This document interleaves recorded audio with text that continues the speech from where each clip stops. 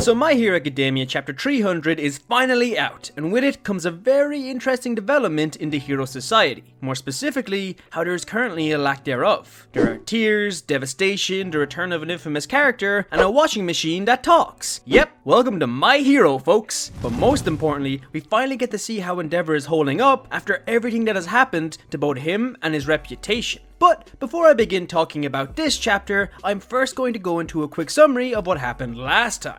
In the last chapter, it took a turn into a side story, revealing to us Hawks' backstory and history. From his time growing up with his abusive parents, his original belief that heroes weren't real, all the way until his time with the Public Hero Safety Commission. If you're looking for more details about all of this without any main plot spoilers, or just interested in the winged hero's past, you can check out this video I made here that goes into much more detail on the matter. But anyway, after this, the story then returns to the present, where Best Genius and Hawks are traveling to Hawks' mother's house in the goddamn Denomobile. Still can't get over this bad boy. Look at him! Denomobile!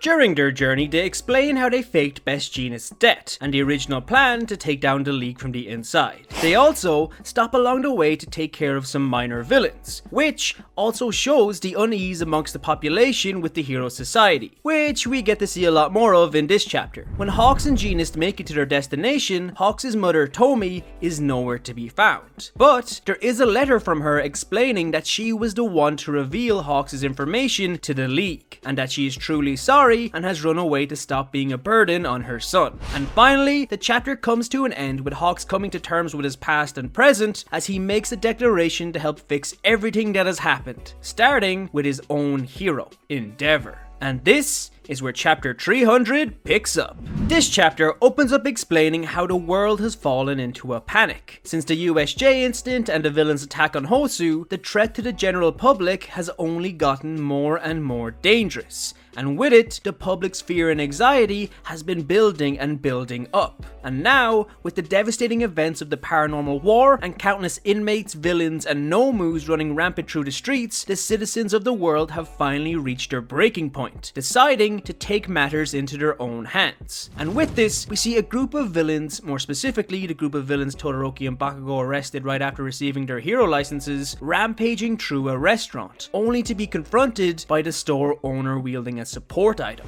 It then cuts to everyone's favorite detergent-loving hero, Wash, making his way to the scene of the conflict. But when he arrives, it's too late, and what he is greeted with is the image of a neighborhood in ruins, filled with the bloodied bodies of civilians and villains alike. As Wash tries to investigate the scene, he is immediately struck on the head with a frying pan by a group of citizens, who instead of giving the hero a warm welcome like normal, instantly ridicule Wash for being late and show their outrage by questioning where he was and stating that even when they follow the hero's orders, they are still being attacked. Wash is shocked at what he is hearing, but he remains the hero and says what I believe to be his first actual sentence, which is, "Let's run a cycle straight to the hospital." Now, I'm not gonna lie, at first glance, I thought Wash had turned villainous and was threatening the people. I mean, come on, look at this man, he is pure evil. But this scene is actually the first of many showing Hero Society's massive decline. It's followed by the number 9 hero, Yoroi Musha, I think I pronounced that name right, announcing his retirement from being a hero. And as he is doing so, he is hit with a torrent of outrage from onlookers, saying things like, "What are we supposed to do now? You're only running from your responsibility," and so on.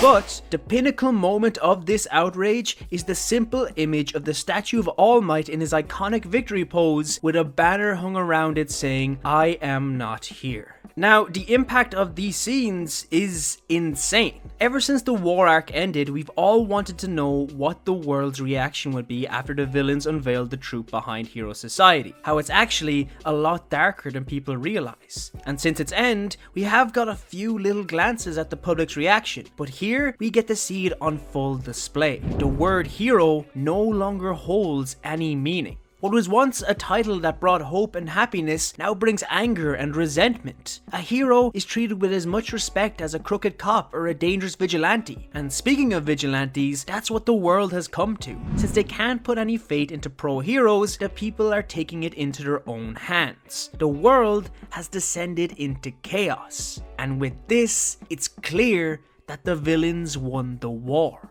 Sure, most of the bad guys were captured, but Shigaraki escaped. All for One is free. The most dangerous people in the world are running rampant, and the everyday citizen has turned to vigilantism.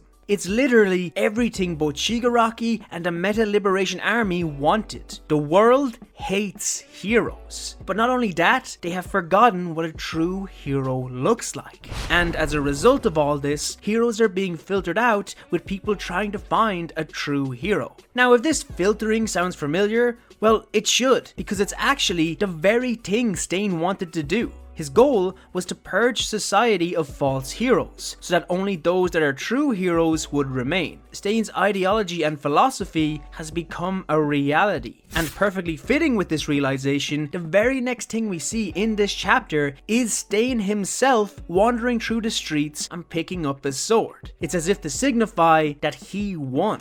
But after all of this, it cuts back to Endeavour finally waking up in his hospital bed, reflecting on everything that has happened. And it's here where we get to see Endeavour like we've never seen him before. For the first time in his life, he has been beaten. As Endeavour remembers everything he has done in his life, he breaks down. He thinks about how he has failed his kids time and time again, how he is the cause for the panic in the world, and how he failed as a symbol. And as he looks at the crowd of protesters outside his window, his eyes well up as he proclaims, although he survived, Endeavour is dead. And he follows this up by saying, even though he is a mass murderer, he can't fight his own son. Now this is actually a pretty heartbreaking scene. You see, while we all know Endeavour was an asshole, the true essence behind the character was that he never gave up. In his pursuit of All Might, in his fight with High End, in trying to redeem himself in the eyes of his family, he never stopped trying. And because of this, he never really lost. It's a part of the reason why he is such a great character, because no matter how far he fell into the pit of despair, he never stopped trying to climb his way back out. So to see a character like this finally fall and give up, it's quite devastating. But this scene is interrupted when Shoto opens the door and sees his father crying. In seeing this, he closes the door quickly, but Endeavour, realizing he was there, lets out a classic Shoto!